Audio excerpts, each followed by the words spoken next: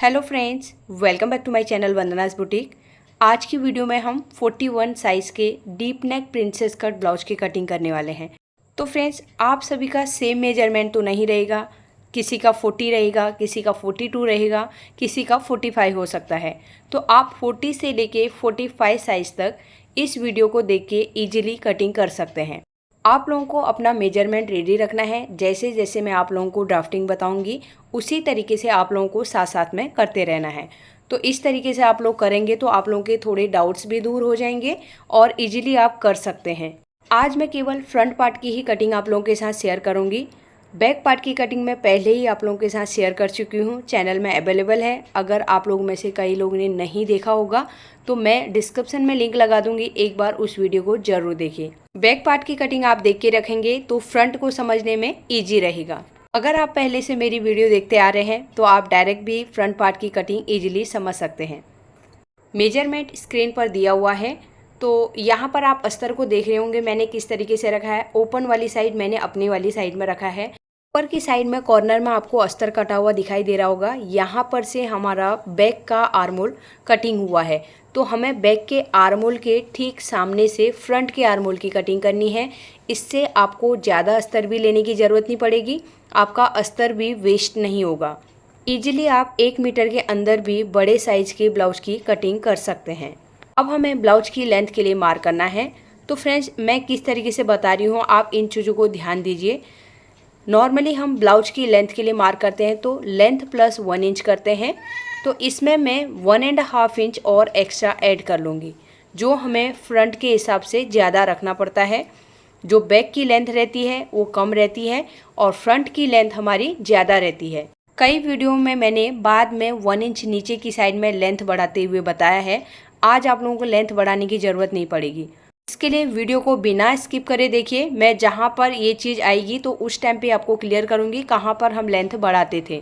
तो यहाँ पर आपने अभी तक देखा मैंने नीचे मेन लेंथ वाली लाइन को भी ड्रॉ कर लिया है और शोल्डर वाली लाइन को भी ड्रॉ कर लिया है। शोल्डर के लिए मार्किंग करेंगे तो यहाँ पर मैं अभी डायरेक्ट 6 इंच में मार्क कर रही हूँ। तो 7.5 में से हमने 1.5 माइनस किया है तो 6 इंच आ गया। तो इस चीज़ को डिटेल में समझने के लिए आप बैक पार्ट की वीडियो ज़रूर देखिएगा। यहाँ से हम पहले नीचे की साइड में शोल्डर स्लोप करेंगे तो 1 इंच में मैंने मार्किंग कर लिया है। उसके बाद नीचे हमें आर्मोल के फॉर्मूले के हिसाब से मार्किंग करना है। तो कई लोग कंफ्यूज हो रहे हैं हमें अपर चेस्ट को डिवाइड करना है या फुल बस्ट को डिवाइड करना है। तो कभी भी आर्मोल का फॉर्मूला निकालना है तो आपको फुल ब्रेस्ट के मेजरमेंट को ही डिवाइड करना है, अपर चेस्ट को डिवाइड नहीं करना है। अभी यहाँ पे मेरे फुल बस्ट का मेजरमेंट है 41 इंच, उसे मैंने 6 से डिवाइड किया, 6.8 आया। उसमें हमें हाफ इंच ऐड करना है तो 7.3 इंच में हम यहाँ पे मार्क कर लेंगे। तो फ्रेंड्स, इस फॉर्मूले के हिसाब से कटिंग करते हैं तो आर्मोल की फिटिंग बहुत अच्छे से बैठती है। हो सकता है कई लोगों को इस आर्मोल के फॉर्मूले के हिसाब से आर्मोल बराबर तरीके से ना बैठे। मैंने इसके जो बैक पार्ट की कटिंग बताई है उसमें आर्मोल के लिए मैंने 17, 18 और 20 इंच आर्मोल के हिसाब से पूरा एक्सप्लेन किया हुआ है। एक व्यूवर ने मुझे कमेंट किया हुआ था, उनके आर्मोल में ये चीज़ का प्रॉब्लम हो रहा था। ये आर्मोल का फॉर्मूला उनके लिए काम नहीं किया क्योंकि उनका 42 का चेस्ट था और जो उनका आर्मोल का मेजरमेंट आया वो 17 इंच का आर्मोल था। इन चीज़ों को ध्यान में रखते हुए हमें थोड़ा बहुत चेंज अपने आप करना पड़ता है, हमारा आर्मोल परफेक्ट कहाँ पर बैठने वाला है। इसके लिए डिटेल में जानने के लिए आप बैक पार्ट की वीडियो को ज़रूर देखिएगा। यहाँ पर मैंने आर्मोल वाली लाइन को और चेस्ट वाली लाइन को ड्रॉ कर लिया है। अब यहाँ से मैं नेक की विड्थ लगाऊंगी 2.5 इंच। बैक साइड में भी हमने सेम 2.5 इंच का नेक विड्थ रखा है। इसी पॉइंट से हमें नीचे की साइड शोल्डर स्लोप करना है।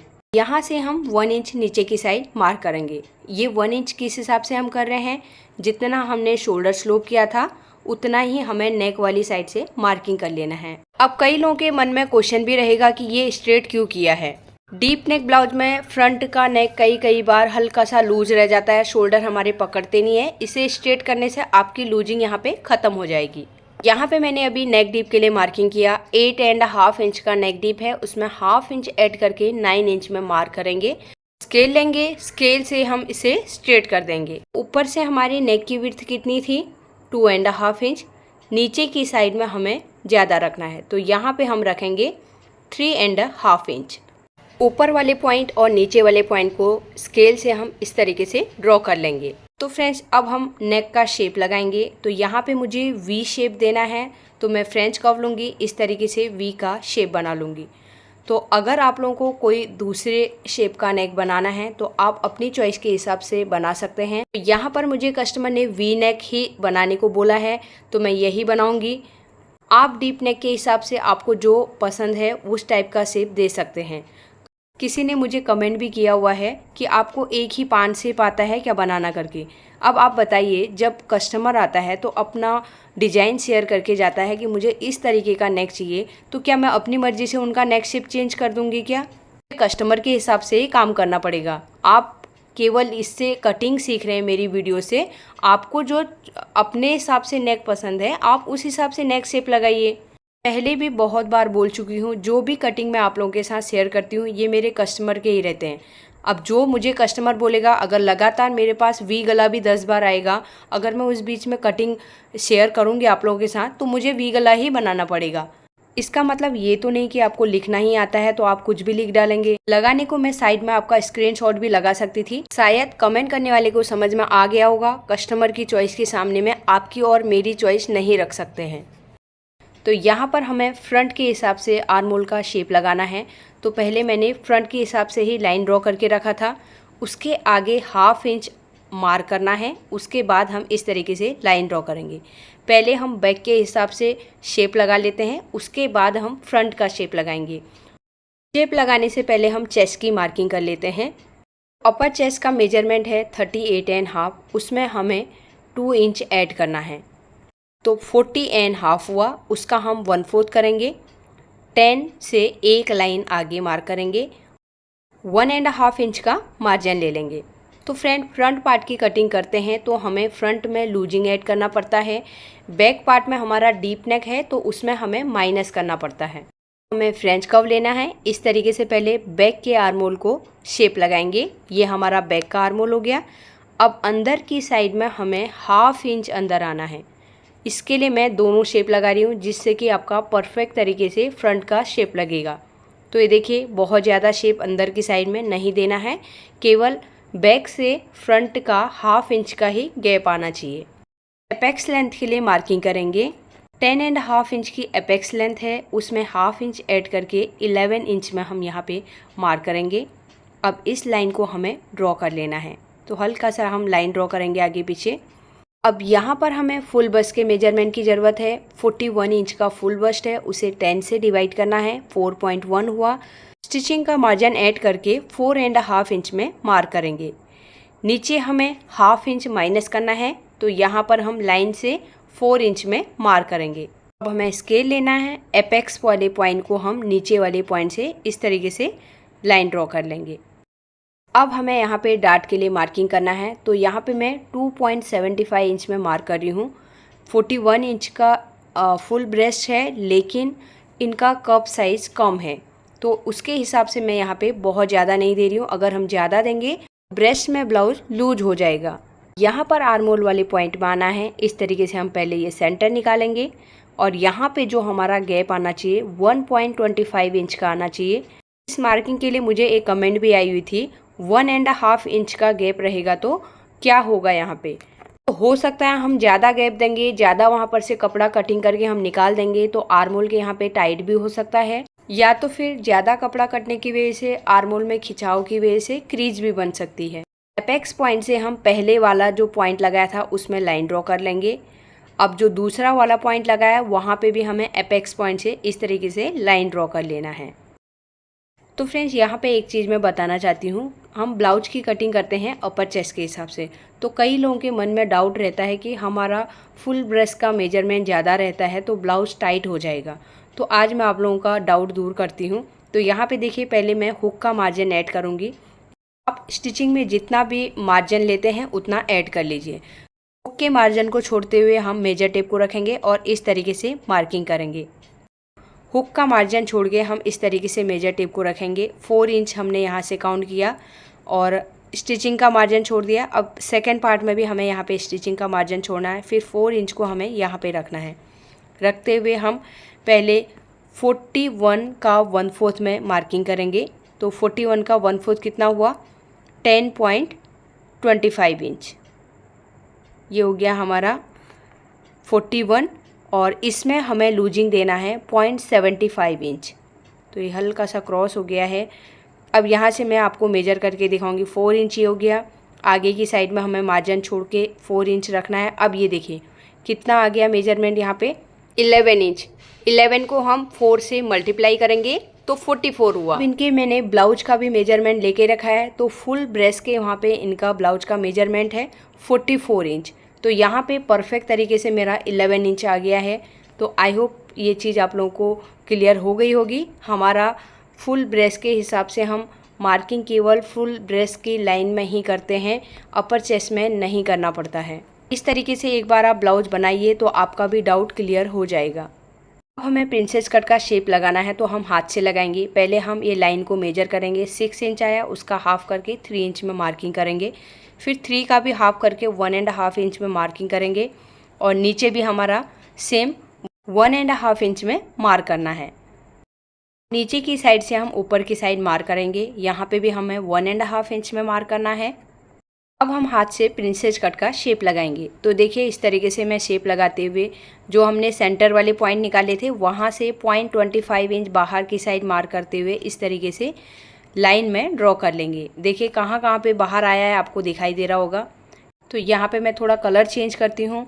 ग्रीन के ऊपर पिंक का थोड़ा डार्क उठ के नहीं आ रहा है कलर। एपेक्स पॉइंट में हम मेजर टेप को रखते हुए इस तरीके से नापेंगे। 5.75 इंच आया। फिर से हमें एपेक्स पॉइंट में रखते हुए दूसरी साइड जाना है।